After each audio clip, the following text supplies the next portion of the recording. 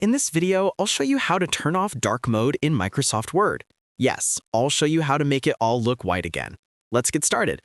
Go to File and then go to Options. Here you'll see Office Theme. You have multiple theme options to explore, so let's go through them one by one. If I change it to colorful and click OK, there we have it. Notice the blue at the top, the different shades of gray, and the white page. I'll show you a couple of other options. Go to File, then Options. If I change the Office theme to white and click OK, notice that the blue Office theme changes to white. You can also choose dark gray, which changes everything but keeps a darker interface. Lastly, go to File, Options, and change it from dark gray to Use System Setting or black.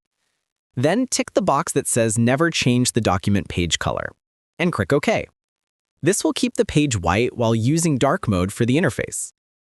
Hopefully you found this video useful. Please like the video and subscribe for more helpful tutorials. Feel free to reach out if you encounter any issues during the process. If this video helps you out, please leave a like and subscribe. Comment below if you have any questions. If you need further assistance, consider hiring a professional using the link in this video below.